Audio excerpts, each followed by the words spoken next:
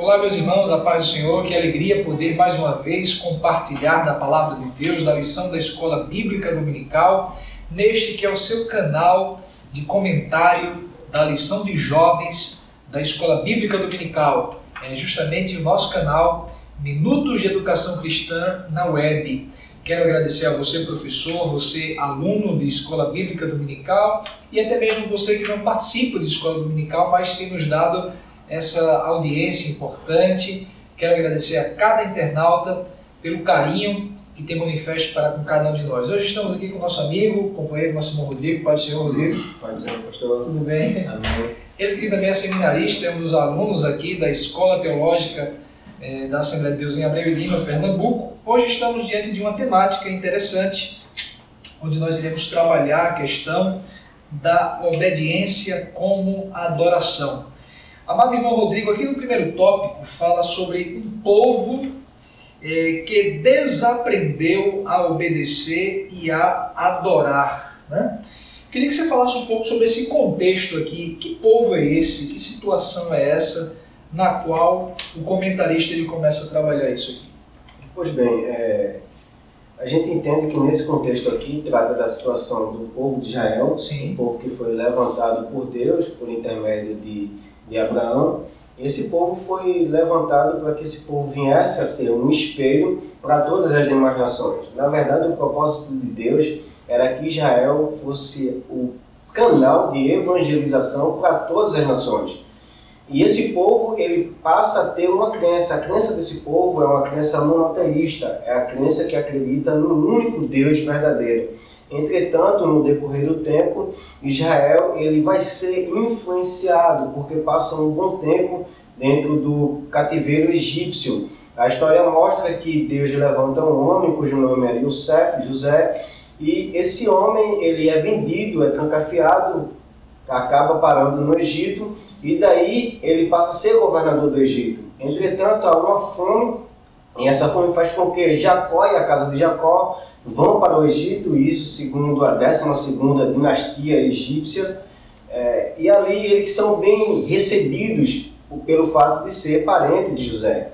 Entretanto, José morre. Alguns historiadores dizem que passam a subir imperadores egípcios ao poder que não se lembram mais de José, e com isso o povo de Israel passa a ser um povo escravo, passa a estar subjugado sobre o exílio egípcio. Entretanto, na 19ª dinastia, Deus levanta um homem cujo nome era Moisés e promete ao povo de Israel que libertaria esse povo por intermédio da mão de Moisés. Moisés liberta esse povo, tira esse povo de dentro do exílio, o povo passa a vaguear no deserto, e ali Deus levanta um homem para estar do lado de Moisés, cujo nome é Josué, que significa Jeová salva, Jeová é salvação. E esse homem passa a ser um líder militar que passa a guiar o povo de Israel logo após a morte de Moisés. Esse povo conquista a terra de Canaã. O livro de Josué é um livro otimista que acaba dizendo que o povo de Israel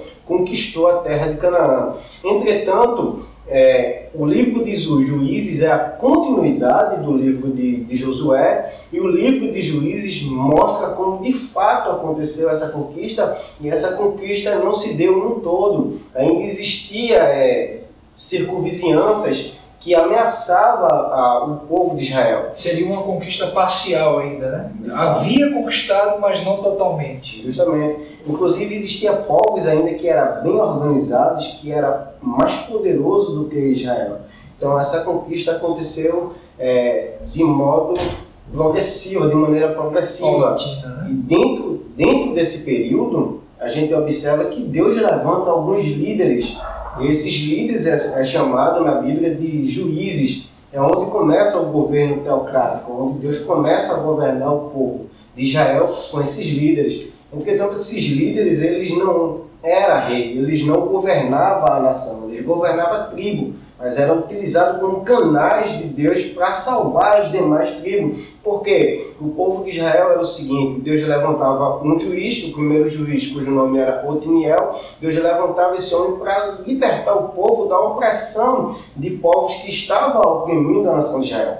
Entretanto, quando o povo de Israel era libertado e passava a usufruir momentos bons, esse povo esquecia, esse povo desaprendia o que era de fato adorar, e é isso que o comentarista da lição aqui está dizendo. O povo passava a idolatrar, o povo passava a adorar Baal, e Deus não suporta a idolatria, Deus não suporta o amor a outros deuses. Isso é desaprender a adorar a Deus, é desobedecer o mandamento dado a Moisés, que diz: não porás outros deuses além de mim. Então eles desobedeciam a lei de Moisés e, consequentemente, eles idolatravam. Então a gente vê que a desobediência ela anda inerente com a idolatria, enquanto a obediência anda inerente com a adoração ao Deus verdadeiro.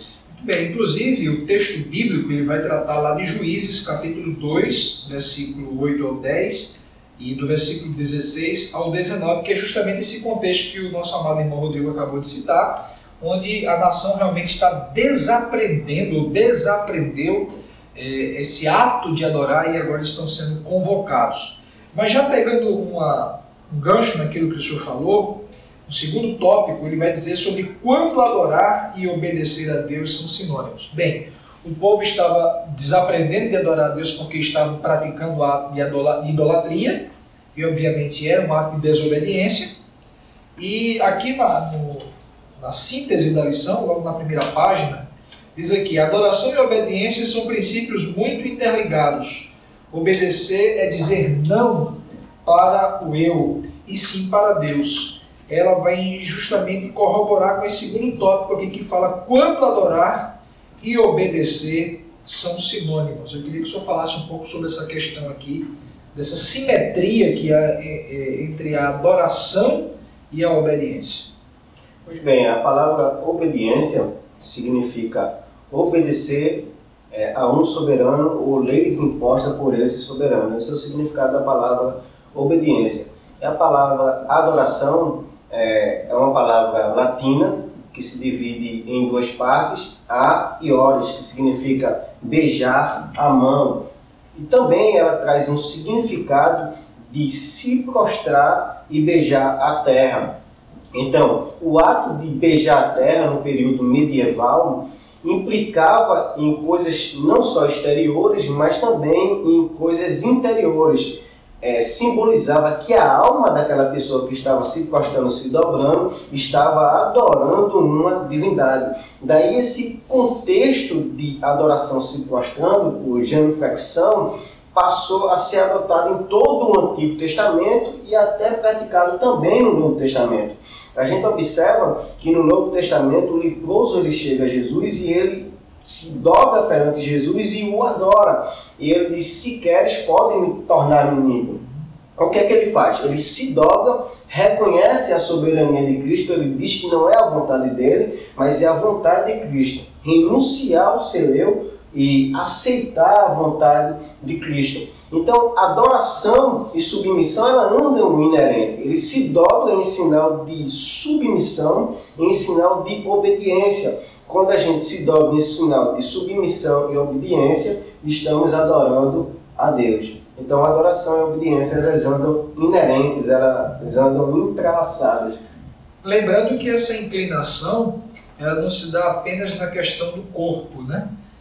Mas é uma inclinação, sobretudo, do coração, da alma, da vontade, inclinada diante de Deus. Há um terceiro tópico, você, professor de jovens, deve explorar bastante essa lição, uma lição muito interessante para cada jovem que tem procurado viver a sua vida com Deus.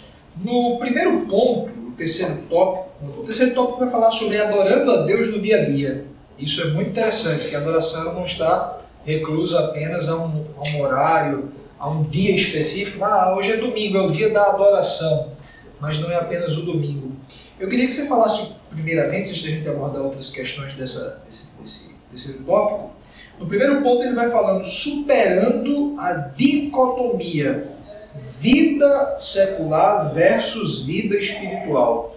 O que seria isso? Parece que as pessoas colocam uma divisão. Não, aqui é a minha vida secular, eu posso fazer até coisas que talvez não agradem a Deus, porque a minha vida secular é a minha profissão, é a minha vida acadêmica, e essa aqui não é a minha vida espiritual, é o culto que eu tenho, o compromisso que eu tenho na igreja. E como seria isso aqui? Pois bem, a gente observa que desde o século XIV, essa dicotomia ela passou a existir. A gente observa que existia a ênfase ao andar superior, a ênfase de buscar a Deus, e posteriormente, no século XVI, passou a existir uma ênfase ao andar inferior, ou seja, o homem no poder. Então, desde esse período, houve a tentativa de destronar Deus e colocar o homem no poder, colocar o homem no lugar de Deus. Aí, esse pensamento ateísta, ele vai dizer que o homem, na verdade, ele não precisa de Deus. O homem, ele pode resolver os seus problemas sozinho. Então, a partir daí, há uma dicotomia entre espiritualidade e entre humanismo. O humanismo, com o pensamento racionalista, dizia que a gente poderia pensar a parte de Deus, não precisava de Deus para ser intelectualmente perfeitos.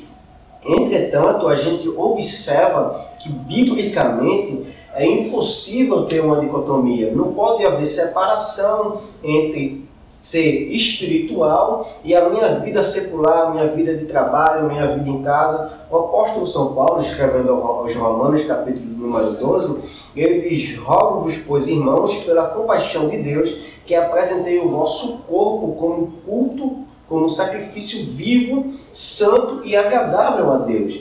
Então, a gente observa que o apóstolo estava dizendo que a nossa vida deve ser um culto a Deus. A nossa vida deve ser uma adoração a Deus. A adoração, ela não se restringe apenas à atitude de oração, à atitude de louvor, de louvar a Deus na igreja, de louvar a Deus nos seus departamentos, não. Mas adorar a Deus significa dizer ser obediente a Deus em todo o tempo, em todas as circunstâncias, obedecer sempre o mandamento de Deus, fazer a diferença, ser um diferencial. Muito bem, e aí o senhor a gente já começa a entrar no segundo ponto e o terceiro ponto, no segundo tópico, ou seja, adorando a Deus na obediência diária e fazendo da vida um altar de adoração. Então, quando eu chegar a essa ideia de que eu não tenho como separar, é claro que temos momentos para trabalhar, momentos para estudar, momentos para frequentar as reuniões do culto, lá no templo, é óbvio. Mas qualquer lugar que estejamos, estamos ali, obviamente, com uma vida voltada para Deus. Isso aí, é claro que nós temos um momento mais específico para a oração, um momento mais específico para a reflexão na palavra de Deus, mas isso não quer dizer de que quando eu não estou fazendo isso, eu não estou adorando. No momento que eu estou trabalhando ali e eu estou, obviamente, agindo com honestidade, agindo com reverência, agindo com obediência ao meu patrão, isso é um ato de adoração a Deus, sem dúvida. Então, hoje, no nosso dia, no nosso contexto assim, pós-moderno, onde muitas vezes as pessoas esquecem de Deus, qual seria a dica, como viver uma vida de adoração, mesmo distante do templo? Por exemplo, tem jovens aqui que só vão ao templo no domingo, né? Frequentam a escola dominical, e o culto à noite, porque fazem faculdade à noite, ou estudam mesmo o ensino médio à noite. Como perceber esse Deus, estar adorando esse Deus, apesar de estar distante do templo? Pois bem, a gente observa que a sociedade em que a gente vive, o período que a gente vive, é uma geração considerada uma geração Z, uma geração narcisista, é uma geração que adora a si mesma. E a gente observa que as pessoas procuram, na verdade, taxar as pessoas que têm a crença em um Deus que é acima de todas as coisas como pessoas ignorantes. Mas a verdade é que nós, cristãos, temos o conhecimento da palavra de Deus e eles dizem que, na verdade, não somos ser racionais pelo fato de crermos em coisas espirituais. Entretanto, quando a gente convida essas pessoas para analisar a palavra de Deus, observamos que dentro da palavra de Deus a gente percebe pressupostos lógicos e esses pressupostos lógicos ele mostra a existência desse Criador que é Deus, e isso faz com que o cristão que entende que Deus existe, esse cristão ele tenha padrões morais. Já disse o filósofo Dostoiévski, se Deus não existe, tudo é permitido. Então, se Deus não existe na vida da juventude, se Deus não existe na vida do ser humano, então ele não tem padrões morais. Mas quando o ser humano ele tem Deus em sua vida, então existem padrões morais absolutos dentro de si. A gente observa que desde a antiguidade se sabia que era errado matar, se sabia que era errado adulterar, se sabia que era errado fazer coisas mal, e em contrapartida se sabia que era certo amar, que era certo fazer o bem. Então isso é a ideia de Deus dentro do coração do ser humano. Só que essa ideia ela tem que ser desenvolvida no olhar para as Escrituras, no olhar para a santa palavra de Deus. Já disse um certo teólogo que se nós passássemos a analisar o Sermão da Montanha, nós teríamos um mundo bem diferente. A gente observa que todos os filósofos medievais conheceram e reconheceram a moralidade de Jesus Cristo. E eles entenderam que essa moralidade de Jesus Cristo, os ensinamentos morais de Jesus, trazia bem e traz bem para a sociedade e traz bem para a nossa juventude. Então você pode adorar a Deus na faculdade, você pode adorar a Deus no seu trabalho, você pode adorar a Deus na escola, porque você tem a certeza e convicção que Deus existe. E se Deus existe, existem padrões morais absolutos. Amém. Então, fica a dica aí, você que muitas vezes não tem tempo para frequentar os cultos, não é isso? Durante a semana, estabeleça o seu culto a Deus na maneira como você vive, na forma como você estabelece os padrões da palavra de Deus para a sua vida.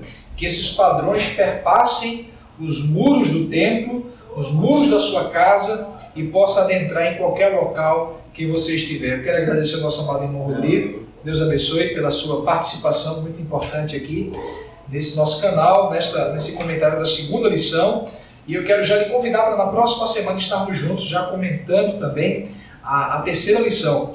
Desejo a todos uma abençoada aula. Participem da Escola Bíblica Dominical, que é uma escola para toda a família. Deus abençoe a todos em nome de Jesus.